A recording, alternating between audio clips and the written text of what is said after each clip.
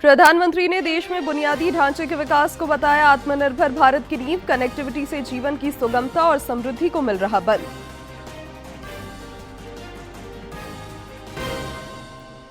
वित्त मंत्री राधाकृष्ण किशोर ने कहा, गरीबों की आर्थिक स्थिति को मजबूत करना सरकार की प्राथमिकता। नक्सल प्रभावित इलाकों के विकास पर सरकार का फोकस। आईजी अभियान डॉक्टर माइकल राज ने की नक्सल उन्मूलन अभियान की समीक्षा। दिए जरूरी निर्देश। गम्हरिया औद्योगिक क्षेत्र से चोरी करते 9 गिरफ्तार। और भगवान जगन्नाथ के देव स्नान को लेकर विभिन्न अनुष्ठान जारी। शाम 4 बजे से शुरू होगा एकांतवास। नेत्रदान के साथ 26 जून से दर्शन होगा सुलभ।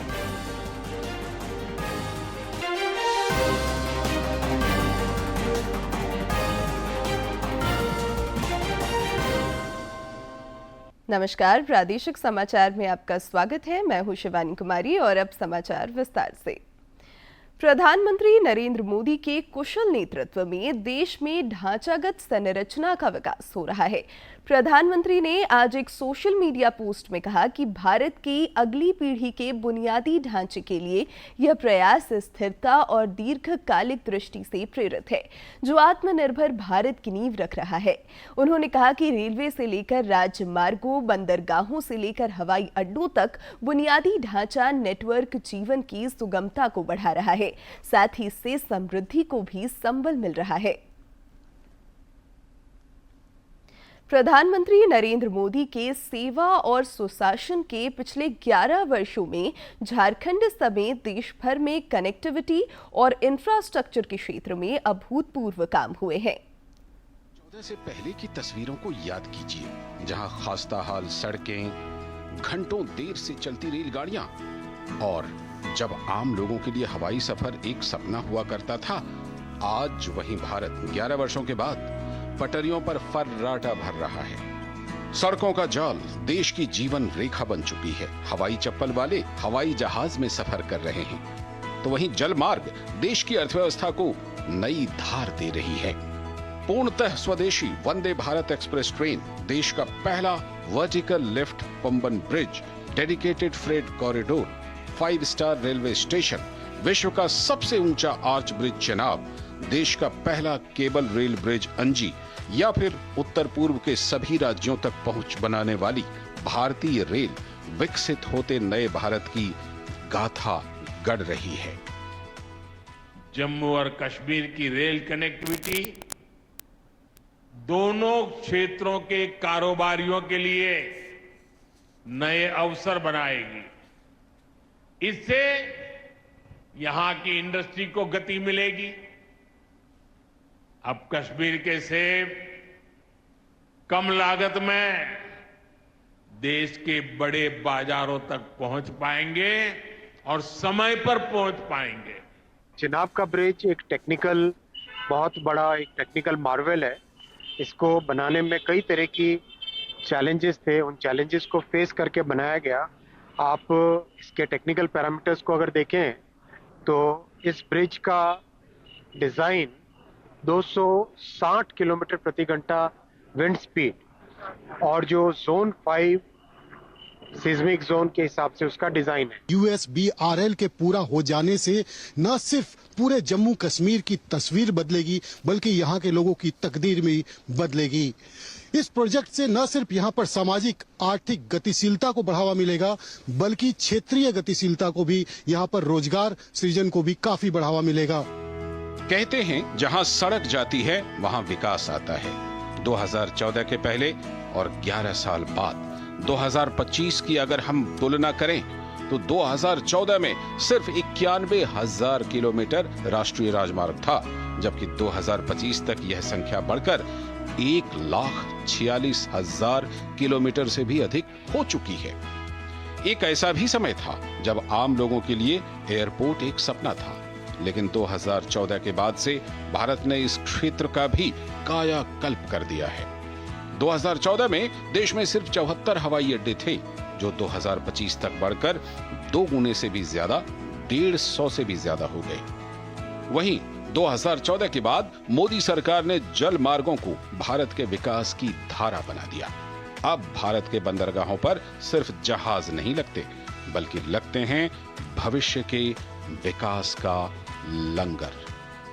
अभिषेक सिंह की रिपोर्ट, डीडी न्यूज, दिल्ली। केंद्र सरकार का विकास के साथ ही जन कल्याण पर खास फोकस है, जिससे समाज का सभी वर्ग हर्षित है। हर क्षेत्र में युवा को, शिक्षा के क्षेत्र में, स्वरोजगार के क्षेत्र में, आप वैकेंसीज के क्षेत्र में देखेंगे, टाइम टू टाइम हर चीज़ का एग्जाम होता है और मतलब युवा एक स्वरोजगार अपने खड़ा हो रहे हैं और युवा सक्षम होते जा रहे हैं। ये मोदी जी का ये एक सफल नेतृत्व है। हम कह सकते हैं कि मोदी जी बेमिसाल 11 साल। कई बड़ी बड़ी कंपनियां स्थापित होने की ओर है। आज भारत आत्मनिर्भर भारत बनने की ओर है। आप देख सकते हैं मुद्रा योजना से लोग छोटे छोटे उद्योग के माध्यम से अपने रोजगार का सृजन किए हैं और अपना जो गरीबी था उसे दूर करने का प्रयास कर रहे हैं। जिस तरह से विधानसभा और लोकसभा में 33% प्रावधान की बात की गई, ये महिलाओं के लिए बहुत सशक्त योजना की बात करेंगे।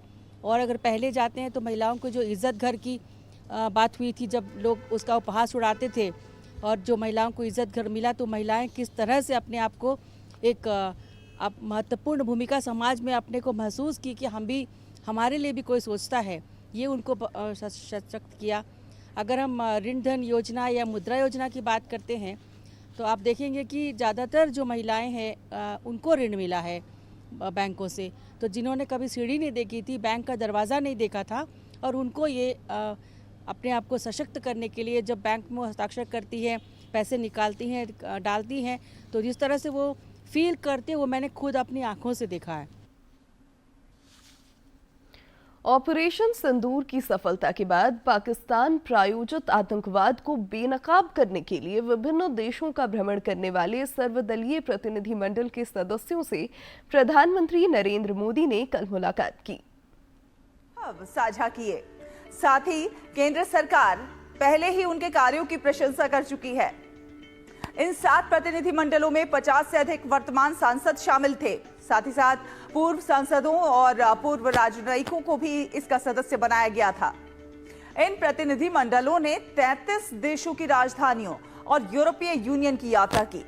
4 प्रतिनिधिमंडलों का नेतृत्व सत्तारूढ़ गठबंधन के सांसद कर रहे थे, जिनमें 2 भाजपा, 1 जदयू और 1 शिवसेना के थे, जबकि 3 का नेतृत्व विपक्षी सांसद कर रहे थे, जिनमें कांग्रेस, द्रमुक और राकांपा एसपी के सांसद शामिल थे।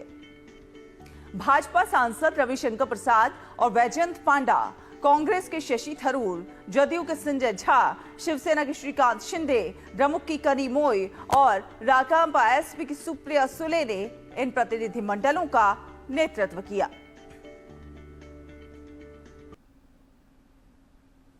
राज्यपाल सह कुलाधिपति संतोष कुमार गंगवार ने रांची विश्वविद्यालय के कुलपति अजीत कुमार सिन्हा के कार्यकाल में हुए प्रशासनिक और वित्तीय कार्यों की जांच के आदेश दिए हैं। राज्यपाल के अपर मुख्य सचिव नितिन मदन कुलकर्णी ने उच्च शिक्षा विभाग के प्रधान सचिव राहुल कुमार पुरवार को पत्र लिखकर कुलपति के कार्यकाल की जांच के लिए उच्च स्तरीय समिति गठित करने का निर्देश दिया है। कुलाधिपति ने डॉक्टर श्यामा प्रसाद मुखर्जी विश्वविद्यालय के प्रबंधन विभाग में अनुबंध शिक्षकों की नियुक्ति की जांच के भी आदेश दिए हैं। पूर्व केंद्रीय मंत्री स्मृति ईरानी ने कल रांची में राज्यपाल संतोष कुमार गंगवार से मुलाकात की। इस दौरान दोनों के बीच विभिन्न समसामयिक विषयों पर बातचीत हुई। पूर्व केंद्रीय मंत्री ने कल रांची में नरेंद्र मोदी के नेतृत्व में केंद्र सरकार के 11 वर्ष पूरे होने के उपलक्ष्य में आयोजित प्रदर्शनी का भी उद्घाटन किया था। साथ ही श्रीमती ईरानी ने विभिन्न कार्यक्रमों में शिरकत की। मुख्यमंत्री हेमंत सोरेन से कल रांची में कई लोगों ने मुलाकात की। पुलिस महानिरीक्षक अभियान माइकल राज और पुलिस उप महानिरीक्षक शैलेश प्रसाद वर्णवाल ने भी सीएम से शिष्टाचार मुलाकात की। श्री सोरेन से सिदो कानू मुर्मू विश्वविद्यालय के कुलपति डॉक्टर कुनुल कंदीर और इक्फाई विश्वविद्यालय सिक्किम के कुलपति प्रोफेसर जगन्नाथ पटनायक ने भी मुलाकात की।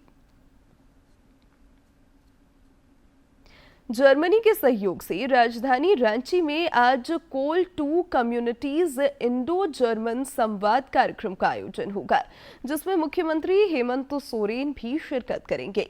इस संवाद कार्यक्रम में नवीकरणीय ऊर्जा और सतत कृषि विकास तथा महिला आधारित उद्यम संभावनाओं पर चर्चा की संभावना है। राज्य में नशा मुक्ति अभियान को लेकर कई कार्यक्रमों का आयोजन किया जा रहा है। स्वास्थ्य मंत्री इरफान अंसारी ने इस सिलसिले में कल रांची में राज्य स्तरीय कार्यशाला को संबोधित किया। उन्होंने जागरूकता रथों को भी रवाना किया। श्री अंसारी ने नशा मुक्त झारखंड पर जोर दिया। श्री अंसारी ने कहा कि रांची और खूंटी जैसे जिलों में अफीम की खेती रोकने में सरकार को सफलता मिली है। इस मौके पर सभी लोगों ने नशा मुक्त भारत बनाने की शपथ भी ली। वित्त मंत्री राधाकृष्ण किशोर ने ग्रामीण क्षेत्रों के समग्र विकास पर जोर दिया है। उन्होंने बोकारो जिले के झुमरा पहाड़ का दौरा कर ग्रामीणों से सीधा संवाद किया। वित्त मंत्री ने कहा कि उग्रवाद प्रभावित इलाकों में लोगों की जिंदगी में बेहतरी लाना तथा आर्थिक और सामाजिक स्थिति में परिवर्तन लाना सरकार की प्राथमिकता है। उन्होंने कहा कि अधिकारी ग्रामीणों से मुलाकात कर विकास योजना का खाका तैयार करेंगे। वित्त मंत्री ने संवाद के क्रम में कुछ समस्याओं का ऑन द स्पॉट समाधान भी किया। शराब घोटाला मामले में भ्रष्टाचार निरोधक ब्यूरो एसीबी ने निलंबित आईएएस विनय चौबे और उनके करीबियों के खिलाफ पीई केस दर्ज किया है। एसीबी द्वारा अब आय से अधिक संपत्ति अर्जित करने से जुड़े बिंदुओं पर भी जांच की जाएगी। एसीबी को आशंका है कि शराब घोटाला से आरोपियों ने अवैध तरीके से धन अर्जित किया है। राज्य पुलिस के आईजी अभियान डॉक्टर माइकल राज एस ने सभी जिलों के पुलिस अधीक्षकों को फरार माओवादियों की अवैध संपत्ति चिन्हित कर जब्त करने की कार्रवाई करने का निर्देश दिया है। राज्य में चलाए जा रहे नक्सल उन्मूलन अभियान की रांची में समीक्षा करते हुए उन्होंने पुलिस अधीक्षकों के साथ नक्सली परिदृश्य के संबंध में व्यापक चर्चा की। सरायकेला खरसावां जिले के गम्हरिया थाना क्षेत्र से पुलिस ने गुप्त सूचना के आधार पर कार्रवाई करते हुए चोरी करते 9 अपराधियों को धर दबोचा है। इन अपराधियों के पास से चोरी की 50 किलोग्राम एल्यूमिनियम स्क्रैप, 25 किलोग्राम तांबा तार समेत कई चीजें बरामद की गई हैं। एसडीपीओ समीर कुमार सवैया ने बताया कि इलाके में चोरी की शिकायतों के बाद विशेष टीम का गठन किया गया था। उन्होंने बताया कि तकनीकी निगरानी और गुप्त सूचना के आधार पर पुलिस को यह सफलता मिली।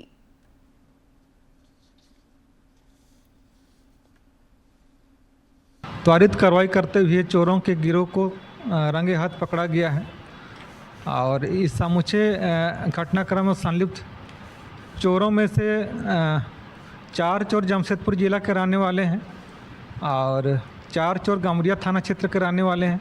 1 चोर आदित्यपुर थाना क्षेत्र का रहने वाला है। इसमें से 2 चोरों का आपराधिक इतिहास पाया गया है।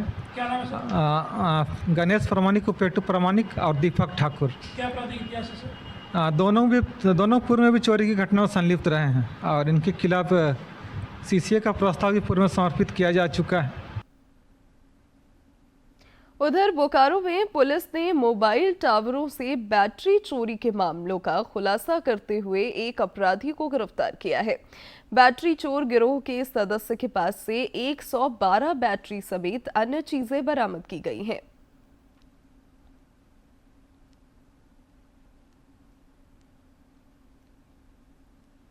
पुणे स्थित भारतीय विज्ञान शिक्षा और अनुसंधान संस्थान में राज्य के 60 से अधिक सरकारी स्कूल के शिक्षक 10 दिवसीय शिक्षक क्षमता निर्माण कार्यशाला में हिस्सा ले रहे हैं। शिक्षा को रुचिकर बनाने के लिए कार्यशाला आयोजित की जा रही है, जो 19 जून तक चलेगी। कक्षा 6 से 10 तक के शिक्षकों के लिए इस प्रशिक्षण कार्यशाला को विशेष रूप से डिजाइन किया गया है, जिसके माध्यम से इनोवेशन चैंपियंस का एक कैडर तैयार करने की योजना है। आपका पसंदीदा डीडी झारखंड नए तेवर और नए कलेवर के साथ आपके बीच है, ताकि पल पल की खबरें आप तक पहुंचे। से लेकर कस्बों और शहरों तक की है धड़कन, सटीक, विश्वसनीय और तेज खबरों का भी है आईना। राजनीति के मंच से सत्ता के गलियारों तक, खेत से खलिहान और मनोरंजन से इंफोटेनमेंट तक, खेल के मैदान से रंगमंच की खबरों तक, सब कुछ देखिए हमारे प्रादेशिक समाचार में हर रोज दोपहर 12:30, शाम 6:30 और 7:30 बजे, सिर्फ और सिर्फ डीडी झारखंड पर। कृषि प्रक्षेत्र को नया आयाम देने के लिए केंद्र सरकार की पहल पर विकसित कृषि संकल्प अभियान चलाया जा रहा है। केंद्रीय कृषि मंत्री शिवराज सिंह चौहान अभियान के क्रम में आज नई दिल्ली में किसान सम्मेलन में शिरकत करेंगे और किसानों से संवाद करेंगे और किसानों से बातचीत करेंगे। और इस कार्यक्रम में ओजवा के कृषि विज्ञान केंद्र और भारतीय कृषि अनुसंधान संस्थान पूसा के प्रतिनिधि भी शामिल होंगे। ओडिशा में 29 मई को शुरू हुआ विकसित कृषि संकल्प अभियान 12 जून को समाप्त हो रहा है। अब तक चौहान 11 राज्यों के किसानों से बातचीत कर चुके हैं और इस आउटरीच कार्यक्रम का उद्देश्य किसानों को नवीनतम कृषि प्रौद्योगिकियों, अनुसंधान और सरकारी योजनाओं के बारे में सटीक जानकारी प्रदान करना है और साथ ही साथ कृषक समुदाय की चिंताओं का समाधान करना भी है।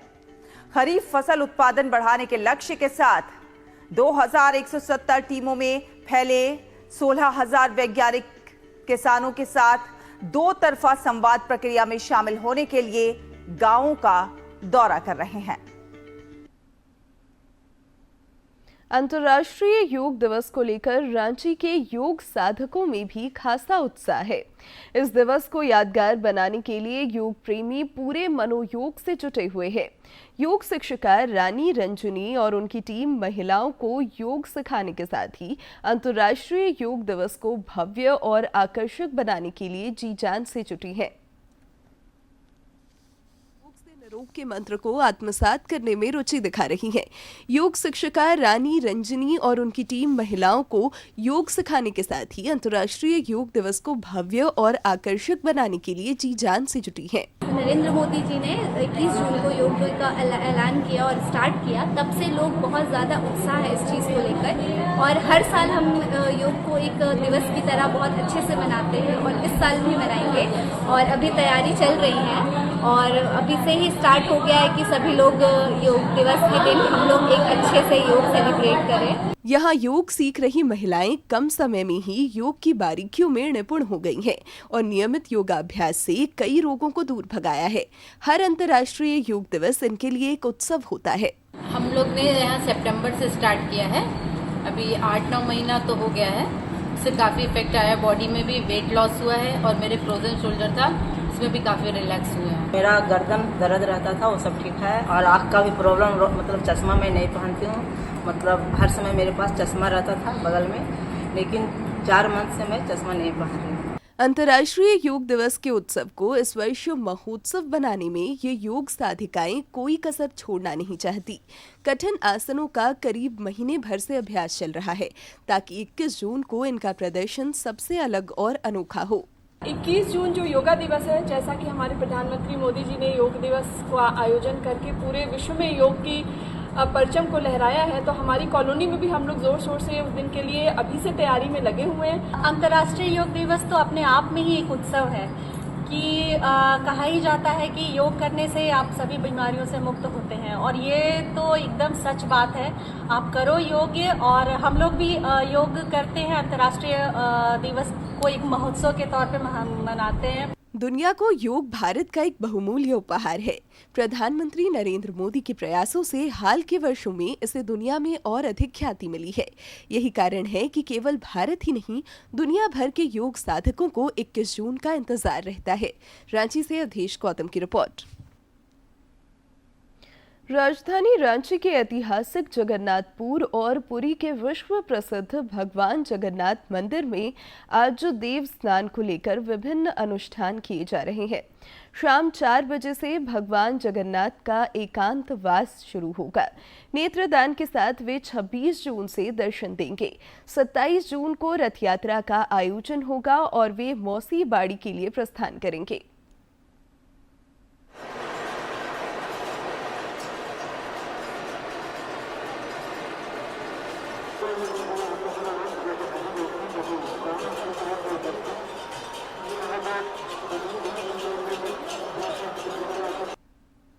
गुमला में धरती आबा जनजातीय ग्राम उत्कर्ष अभियान के संबंध में जन जागरूकता को लेकर 15 से 30 जून तक विशेष अभियान चलाया जाएगा।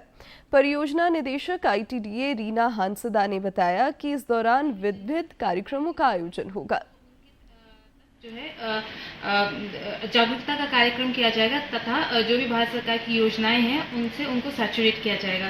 यहाँ पे मैं कुछ योजनाओं का नाम बताना चाहती हूँ, जैसे जनधन योजना, आयुष्मान भारत योजना, प्रधानमंत्री गरीब कल्याण योजना, प्रधानमंत्री आवास योजना इत्यादि ऐसे 25 योजनाएं हैं। और इसके अलावा भी और भी जो योजनाएं हैं जैसे कास्ट सर्टिफिकेट, आधार कार्ड, इन सब से भी जितने भी हमारे जनजाति भाई बहन जो छूटे हुए हैं उनको सैचुरेट करने का काम किया जा रहा है। इसके साथ ही गांव-गांव में जाकर जागरूकता अभियान भी चलाया जाएगा।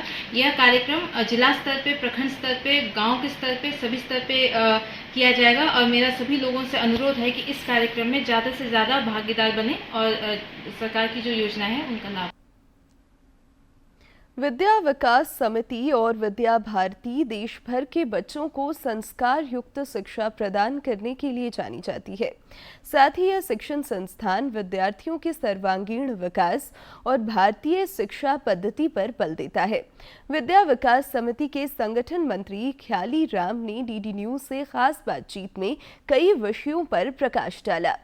विद्या विकास समिति और उसकी जो हम कह सकते हैं ऑर्गेनाइजेशन विद्या भारती की ओर से देश भर में शिक्षा के उन्नयन और किस तरीके से बच्चों में संस्कार का विकास हो और वो भारतीयता और उनमें जो यहाँ की संस्कृति है उसका वो एक एम्बेसडर बन सके, उसमें विद्या भारती अपनी भूमिका निभा रहा है। हमारे साथ संघ के प्रचारक और विद्या भारती के अभी संगठन मंत्री के तौर पर काम कर रहे हैं। किस तरीके से इसको आप आगे बढ़ा रहे हैं?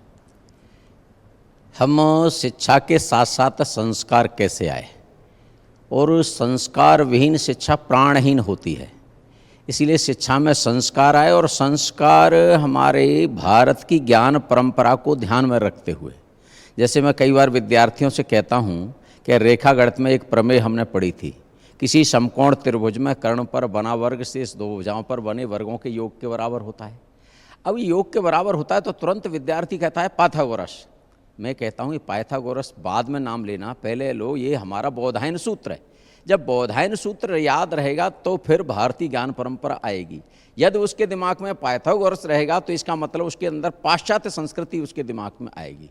इसीलिए भारतीय ज्ञान परंपरा आधारित शिक्षा आए तो भारत का ज्ञान वर्षानुवर्ष से हमारे देश के अंदर है जो हमारे बीच में लाया नहीं गया, उसे लाने के लिए विद्या भारती प्रयास कर रही है। लगातार देश में इस बात की चर्चा हो रही है कि नई शिक्षा नीति लाई गई है और इसमें प्रधानमंत्री नरेंद्र मोदी का जो विजन है कि किस तरीके से उसको इम्प्लीमेंट किया जाए, वैसे में विद्या भारती कैसे इन चीज़ों को इम्प्लीमेंट कर रहा है और अपनी संस्थाओं के जरिए नई शिक्षा नीति को बढ़ावा दे रहा है? एक तो ये नई शिक्षा नीति नहीं है, राष्ट्रीय शिक्षा नीति है। और राष्ट्रीय शिक्षा नीति में राष्ट्र के हित को ध्यान में रखते हुए बालकों में पंचपदी आधारित पंचकोशात्मक विकास हो, 5 आधारभूत विषय को ध्यान में रखते हुए बालकों के अंदर सर्वांगीण विकास हो। केवल एकाकी जीवन विकसित करे यह नहीं, समाज को ध्यान में लेकर के काम करे। बालक के अंदर सर्वगुणों संपन्नता कैसे आए। आज हर बालक अपने कैरियर की तरफ भागता। हम कहते कैरियर नहीं, आप पढ़ लिख करके समाज के काम क्या आएंगे, इस पर आपका क्या ध्यान है। तो उस दृष्टि से हम पंचकोशात्मक विकास, बालकों के 5 कोशों का विकास हो और 5 आधारभूत विषयों को लेकर के विकास हो। तो इसीलिए हम कहते हैं यष्टि से परमेष्टि तक ले जाना, वयम अहम से वयम की ओर ले जाना। इस प्रकार की शिक्षा देने का काम राष्ट्रीय शिक्षा नीति के अंतर्गत आया है। वही विद्या भारती ने भी नर्सरी क्लास से ये बच्चों को अंदर एक्टिविटी आधारित हमने काम देने का शुरू किया है। युवा मोबाइल के साथ जा रहे हैं, टेक्नोलॉजी के साथ जा रहे हैं और झारखंड जैसा जो जनजातीय बहुल इलाका है, यहाँ पिछड़ापन बहुत अधिक है। वैसे में विद्या भारती उनके उन्नयन में क्या योगदान दे रहा है? कि विद्यार्थियों के बीच में एक तो मोबाइल से दूरी कैसे बढ़ा सकते हैं, तो इसके लिए हमने नाम दिया 7 दिन में 1 दिन मोबाइल उपवास कर सकते हैं क्या। इसकी दृष्टि से 7 दिन में नहीं कर सकते, 1 दिन में 2 घंटे के लिए मोबाइल उपवास कर सकते हैं क्या। इसके लिए भोजन करते समय मोबाइल से दूर रहना, टीवी नहीं चलाना, कुछ समय के लिए भोजन करते समय, संध्या वंदन करना उतने समय, इसलिए बालकों के द्वारा ऐसे कुछ काम कराए जाएं, जैसे पक्षियों को दाना देना है, जैसे गाय को रोटी देना है, माने बालक के द्वारा ही, माने भिखारी आया तो उसके द्वारा ही दिलवाई, जिससे उसकी देने की आदत बने। आप देखेंगे जन्मदिन मनाते हैं तो बालक को जन्मदिन पर भिखारी बनाते हैं या दानी बनाते हैं। सामान्य समाज में भिखारी बनाते हैं, वो देखता रहता है अंकल जी आए पहले तो ये हमको ये लेके आए उपहार, वो बुआ जी लाई। और विद्या भारती समाज को ये चीज़ दे भी रहा है। एक आखिरी सवाल आपसे ये कि जिस तरीके से, चूंकि आप बिहार के और झारखंड के दोनों के संगठन प्रभारी हैं विद्या भारती के, तो किस तरीके से आने वाले दिनों में आपकी योजना है इन दोनों राज्यों को लेकर? आगे की योजना हमने जो तय की है कि आज हमारा जो आचार्य है, पहले ये आचार्य के अंदर पंचपदी आधारित शिक्षण करने की प्रक्रिया बने। लोकल को वोकल की जो बात आ रही है, हमारे बिहार झारखंड में कितने लोगों का ऐसा इतिहास है जो आज तक समाज में लाया नहीं गया। क्रांतिकारियों का, जनजाति समाज के कितने लोग हैं जिन्होंने माने संघर्ष किया, लेकिन आज वो इतिहास नहीं है। ऐसे लोगों का भी इतिहास हम ला करके बच्चों को पढ़ाना चाहते हैं, जिससे वो अपने इस बिहार और झारखंड के लिए सोचना शुरू करें। तो हम बात कर रहे थे ख्याली राम जी से, जो विद्या भारती के बिहार और झारखंड के इंचार्ज हैं, और इनकी जो सोच है वो किस तरीके से जनजातीय बहुल इलाकों में शिक्षा का और प्रसार हो और विद्या भारती से जुड़कर लोग, जो संस्कार की बात होती है, उच्च शिक्षा की बात होती है और भारत की जो प्राचीन परंपरा रही है उसको बढ़ावा मिले, इसमें अपना योगदान दे रहे हैं। अपने सहयोगी विकास के साथ मैं दिवाकर कुमार, दूरदर्शन समाचार, रांची। केवल खरीफ फसल पर आश्रित रहने वाले गुमला बागेसेरा हरा टोली के किसान सहभागिता और संकल्प शक्ति के कारण आज अपने खेतों को सालों भर हरा भरा रखने में कामयाब हुए हैं। से किसानों में नई ऊर्जा का संचार हुआ है। गुमला हराटोली गांव के किसानों का कहना है कि पहले वे लोग केवल धान की खेती करते थे, लेकिन अब गर्मा खेती भी करने लगे हैं। इस वर्ष भिंडी का बम्पर उत्पादन हुआ है, जिससे 2 से 4 गुना अधिक आमदनी हो रही है। आमदनी तो होता है, यहाँ कुंटलों भर हो जाता है, कुंटल से भी कुछ कम बेसी सब होता है। डेली उत्पादन होता है और जो पहले खेती बाड़ी करते थे उसे 2 गुना 4 गुना हो रहा है। किसानों ने बताया कि गांव के 30 से 35 परिवारों ने मिलकर बोरिंग कराकर तथा अन्य तरीकों से सिंचाई सुविधाओं को दुरुस्त किया, जिससे उत्पादन में रिकॉर्ड वृद्धि हुई। बिना सहयोग का यहाँ बोरिंग करके सब कोई पानी सिंचाई करते हैं और बहुत जगह सब कोई लगाए हैं बोरिंग। हम लोग 30-35 किसान यहाँ पर मिल के खेती बाड़ी कर रहे हैं बड़ी अच्छा से। नदी से सिंचाई उचाई करते हैं, सूखल नदी है और अभी तो थोड़ा सा पानी है, उसमें बोरिंग वोरिंग करके हम लोग पानी चला रहे हैं। गुमला बागेसेरा हराटोली के किसान आज अपनी दृढ़ इच्छा शक्ति के बूते उत्पादन तथा आय बढ़ाकर आसपास के गांव के लिए एक नजीर बन गए हैं। गुमला से बलदेव प्रसाद शर्मा की रिपोर्ट। और अब बात मौसम की। देश के एक बड़े हिस्से में गर्मी फिर से सितम ढा रही है। राज्य में भी कई जिलों में तापमान फिर से बढ़ता दिख रहा है। राहत की बात यह है कि आज से लेकर 16 जून तक बारिश की भी संभावना है। इस दौरान आंधी और वज्रपात की भी आशंका है। कल से तापमान में 2 से 3 डिग्री सेल्सियस तक की गिरावट की संभावना है। राज्य में 16 से 20 जून तक मॉनसून प्रवेश कर सकता है।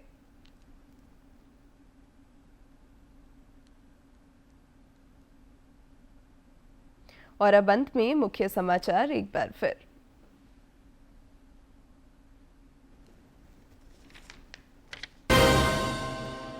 प्रधानमंत्री ने देश में बुनियादी ढांचे के विकास को बताया आत्मनिर्भर भारत की नींव। कनेक्टिविटी से जीवन की सुगमता और समृद्धि को मिल रहा बल।